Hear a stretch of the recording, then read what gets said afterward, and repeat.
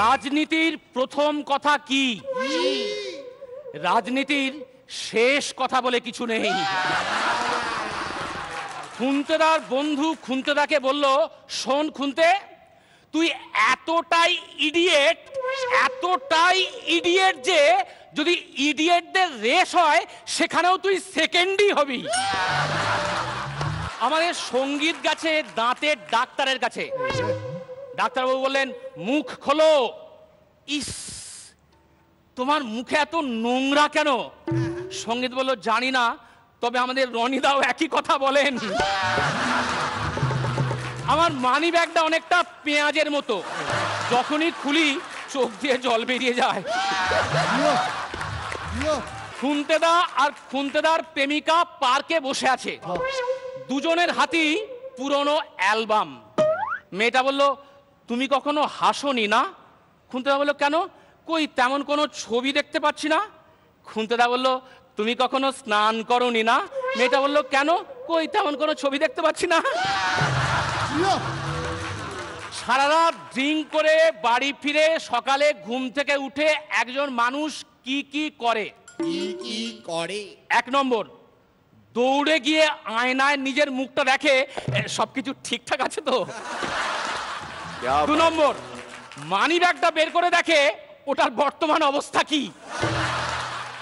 আর 3 নম্বর, মোবাইলটা খুলে দেখে আগের রাত্রিরে কাকে কাকে ফোন করেছি। খুন্তেদা সি বিচে জগিং করছে, হঠাৎ দেখলো একটা লোক ওই একই বিচে ডন মারছে। খুন্তেদা বেশ খানিকক্ষণ দাঁড়িয়ে দেখার পর বলল, দাদা, আপনি কি রিসেন্টলি ডিভোর্স করেছেন? শ্রীলেখাদি, এবার তো আপনারই জন্য। একটা কাগজে ছাপা হয়েছে 50% মহিলা বোকা হয়। এই দেখে মেয়েরা সব হই হট্টগোল চিৎকার চেঁচামেচি শুরু করে দিল। পরের দিন কাগজে ছাপা হলো 50% মহিলা বোকা হয় না। সবাই শান্ত হয়ে গেল।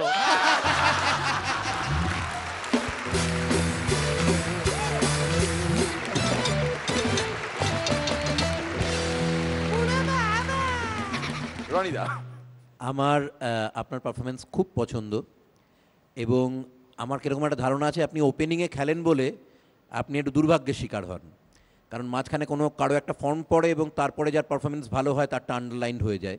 কিন্তু আমার ধারণা আপনি লাস্ট বেশ কয়েকটা এপিসোড ধরে প্রত্যেকবারই 1 নম্বরের দাবিদার। Thank you so much sir. শ্রীলেখাদি, লাস্ট জোকটার স্রষ্টা নিশ্চয়ই একজন পুরুষ মানুষ, তো সেক্ষেত্রে তার সুবিধার্থে তিনি যদি 50%কে বোকা করতে চান, লেট ইট বি, আমার তাতে কোনো অসুবিধা নেই। আম খাও গুঠলিয়া গিননে সে क्या फायदा। বাট এনজয় করেছি মানি ব্যাগটা স্পেশালি। Thank you. আমার মনে হয় উনি মাইন্ড করেছেন। আমার মানে মনে হচ্ছে এটা আমার গাটস ফিলিং। ভালোবাসেন, মাইন্ড করেন, মাফ করে দেবেন। দেখুন, অন্য একজন মহিলাও এখানে রয়েছেন, তিনি কি বলছেন? ব্রততী বন্দ্যোপাধ্যায়। শ্রীলেখা যেটা বললো মোটামুটি তার সঙ্গে একমত। আমার ওই মানি ব্যাগ আর পেঁয়াজের ওটা খুব ইন্টারেস্টিং লেগেছে, খুব মজার লেগেছে, ভালো লেগেছে। আর ওই মহিলাদের নিয়ে যেটা বলা হলো সেটা তো মেনে নেওয়াই যাচ্ছে না। শ্রীলেখা বলছিল যে কোনো পুরুষের ভাবনা থেকে সেটি বেরিয়েছে, আমি তো একেবারেই মানছি না, তা শ্রীলেখাও মানছে না। পরাণ বন্দ্যোপাধ্যায় কি বলছেন? খুব প্রাণবন্ত হয়েছে এবং সবসময় তো খুব লাইফফুল হয় ব্যাপারটা, সেইটাই হয়েছে। আরেকটু ভালো হলে আরও ভালো হতো, যা হয় আর কি। প্রথমে এসেই তো একটা শরীর দিয়ে যা করো, বলার ভঙ্গিমা, সব কিছু মিলিয়ে মিশিয়ে ভালো হয়েছে, ব্যাস। কি বুঝলেন? পুরুষদের থেকে মহিলারা কোনো অংশে কম নন। নিশ্চয়ই ঠিক, কাজেই এইখানেই লাইনটা বেরোচ্ছে। আমাদের রাজ্যে, দেশে, সব জায়গায়, সব জায়গায় আমাদের দেশের রাষ্ট্রপতি সেই তো বলছি একজন মহিলা। সেই ক্ষেত্রে আপনার কিন্তু এটা করা একদম উচিত হচ্ছে না। আমি হাসি মুখে বলছি আপনাকে, ঠিক আছে? মনে মনে কি বলছেন জানি, বেশ করছেন। মেয়েরা নয় আর ছোটটি, এই হলো পুরুষের ব্রতটি। মেয়েরা নয় আর ছোটটি, এই হলো পুরুষের ব্রতটি। সামনে বসে আছেন ব্রতটি, আহা সামনে বসে আছেন ব্রতটি।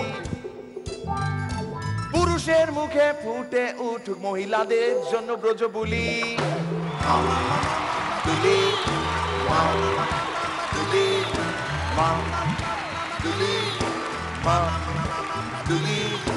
ভগবান এমন ছবি আঁকেন হাতে নিয়ে যেন তুলি মা, তুলি মা, তুলি মা, তুলি মা, तुली। भूल गया सब कुछ याद नहीं अब कुछ मेरे दिल में है जुली माँ, जुली माँ, जुली माँ, जुली माँ, जुली। হাতিঘোড়া পালকি নয়, ওনার হাতে এইটা আছে বলেই আমাদের এই গানটা সব সময় আলাদা আলাদা চিত্র রূপ ধারণ করে আপনাদের সামনে নিবেদন করা হয়। তো আপনি নিয়ে আসুন আপনার স্মাইলিজ।